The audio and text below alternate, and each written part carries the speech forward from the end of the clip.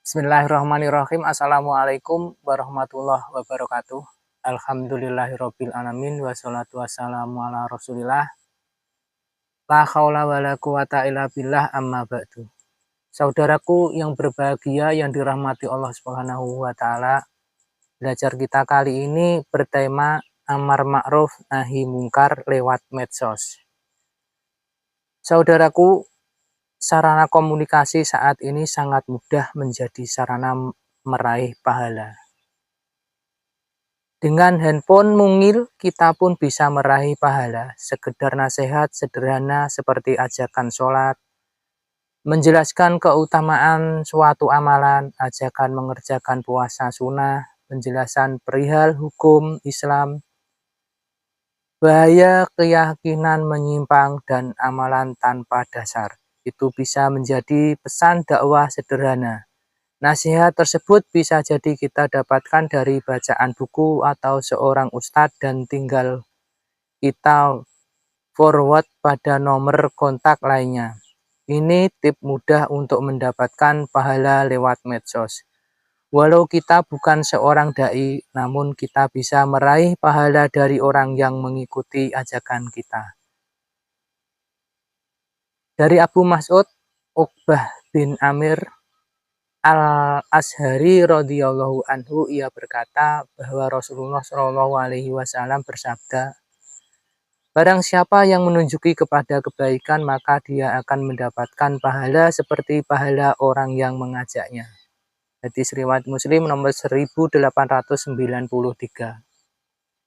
Bahkan pahala orang yang mengikuti tidak berkurang sebagaimana sabda Nabi Shallallahu alaihi wasallam, barang siapa memberi petunjuk pada kebaikan, maka ia akan mendapatkan pahala seperti pahala orang yang mengikuti ajakannya tanpa mengurangi pahala mereka sedikit pun juga. Hadis riwayat Muslim nomor 2674. Dari hadis di atas terdapat pelajaran pertama, setiap pengajak kebaikan dan pelarang kemungkaran harus memiliki ilmu dan berdasarkan dalil yang sahih. Lemah lembut dan sabar, ilmu harus dimiliki di awal, lemah lembut harus ada di tengah-tengah, memberi nasihat dan sabar mesti ada di akhir, karena barangkali ada gangguan atau hidayah belum kunjung datang pada orang yang kita nasihati. Kedua, tentu saja ajakan ini dimulai dengan amalan pada diri sendiri dan terus memperbaiki diri sehingga orang yang kita ajak bisa tertarik pada ajakan kita. Namun, yang harus kita ingat bahwa tugas kita hanya menyampaikan, sedangkan hidayah datang hanya dari Allah. Sebagaimana firman-Nya yang artinya, sesungguhnya kamu tidak akan dapat memberi petunjuk kepada orang yang kamu kasihi, tetapi Allah memberi petunjuk kepada orang yang dikehendakinya.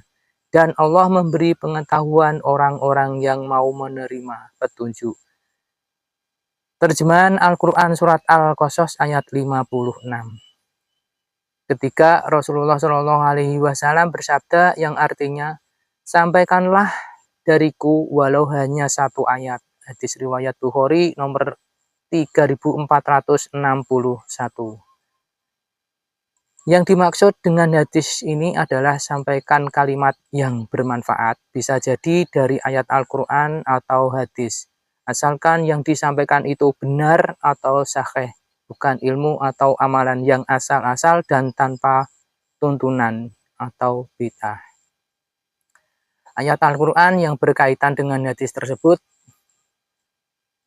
tanda umat terbaik adalah gemar mengajak pada kebaikan, ma'ruf, dan mencegah kemungkaran atau mungkar, disertai beriman kepada Allah. Allah Subhanahu wa taala berfirman, kamu adalah umat yang terbaik yang dilahirkan untuk manusia, menyuruh kepada yang ma'ruf dan mencegah dari yang mungkar, dan beriman kepada Allah. Terjemahan Al-Quran Surat Ali Imran ayat 110. Sebagai doa belajar kali ini, ya Rob, hamba Lapangkanlah untuk hamba dada hamba, dan mudahkanlah untuk hamba urusan hamba, dan lepaskanlah kekurangan dari lidah hamba, supaya mereka mengerti perkataan hamba. Amin ya robbal alamin. Saudaraku yang berbahagia, yang dirahmati Allah Subhanahu wa Ta'ala, itulah tadi belajar kita kali ini, mudah-mudahan dapat dimengerti.